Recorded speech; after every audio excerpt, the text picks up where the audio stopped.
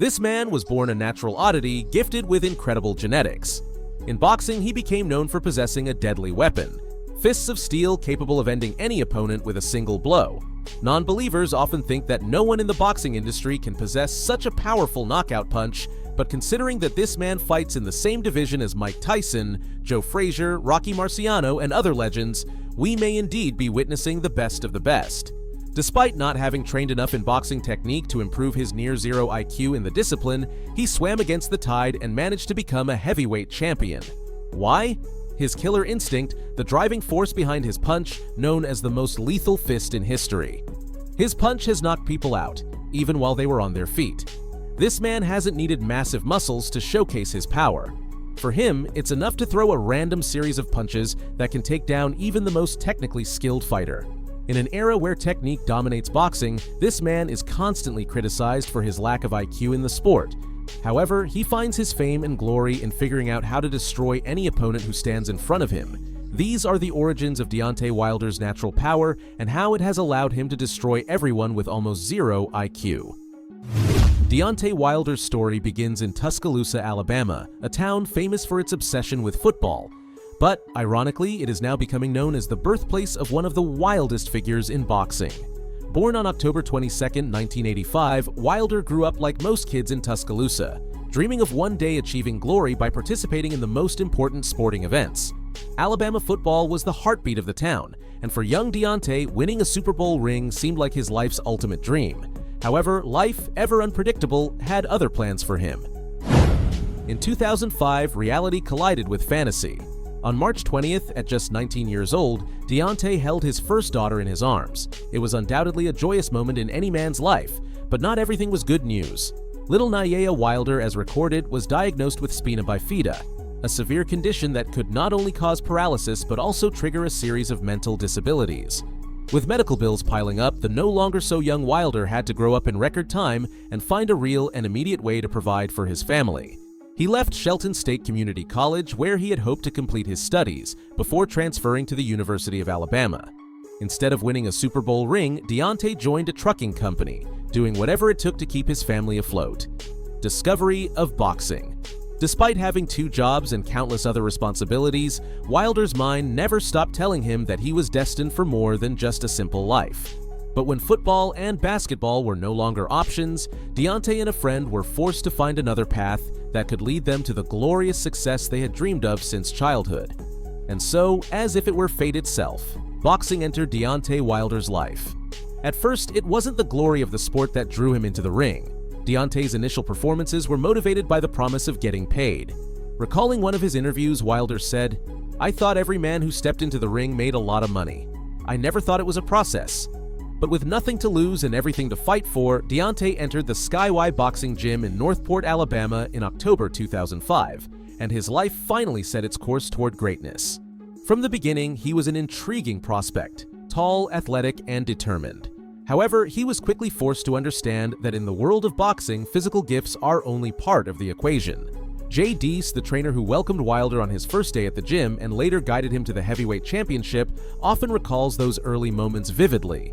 "When he walked through the door, I saw his athleticism on the outside. But it's what's inside that makes people stand out," he remembered. "Many young men say they want to box, but when they realize how hard it is, they disappear," Diaz said, emphasizing that Wilder was different. He worked hard, even when he thought no one was watching.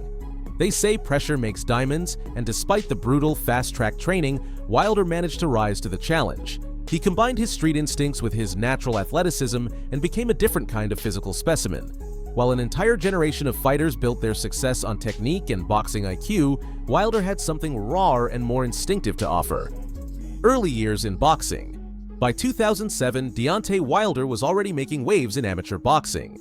Despite starting late, he managed to win the National Golden Gloves and the U.S. Championship in the 201-pound, 91-kilogram division. On his path to early glory, he defeated tough competitors like Isaac Thomas and James Zimmerman. Like a rising rocket, Wilder kept pushing forward for the Olympic trials and secured a spot on the U.S. Olympic team after compiling an amateur record of just 21 fights, a clear testament to his natural talent. Wilder's journey to Beijing included key victories, such as a memorable win over Rakhim Chakiev, along with strong performances against fighters like Davis Julio and Rafael Lima. When the 2008 Olympics arrived, Wilder defeated opponents like Abdelaziz Touilbini and Mohamed Arjawi, showcasing his resilience and impressive ability to attack under pressure. He was sort of only half-sighted, and Touilbini's in all sorts of trouble here.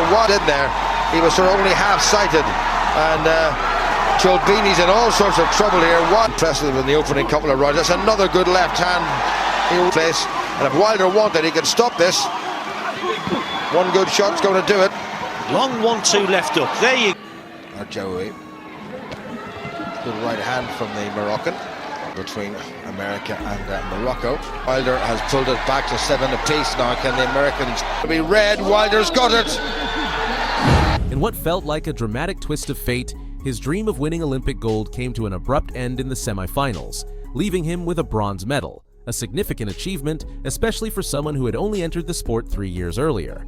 Wilder closed his amateur career with an estimated record of 30 wins and 5 losses, proud of how quickly he had reached such heights. Wilder's entry into the Olympus of heavyweights. Deontay Wilder's rise in the heavyweight division saw him rack up an impressive streak of victories, with 2013 and 2014 standing out as pivotal years in his career. On April 27, 2013, he made his UK debut against Olympic medalist Audley Harrison. Harrison, hoping to revive his career, instead found his path to retirement after Wilder ended the fight in just 1 minute and 22 seconds from the eerie sound of the opening bell. With a devastating right hand, the last thing Harrison saw was the canvas rushing toward his face. Man, literally just feeling each other out with that jab. And he goes looking for Harrison's right hand. That's the big shot. It's away. The first punch. After Vitaly Klitschko's retirement in 2013, the WBC heavyweight title was left vacant for the taking. Bermane Stiverne proved himself worthy of becoming the division's new champion, but his reign was short-lived. On December 13, 2014, the world learned that his first challenger would be none other than the powerful Deontay Wilder.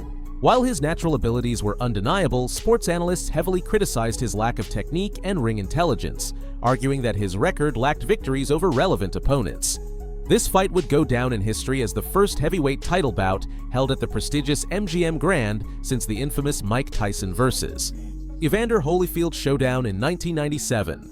While most expected an early victory for Stiverne, Wilder controlled the pace of the fight with his height, reach, and notorious jab. Hurt Stiverne early in their fight, and lead left hook followed by Sconyers.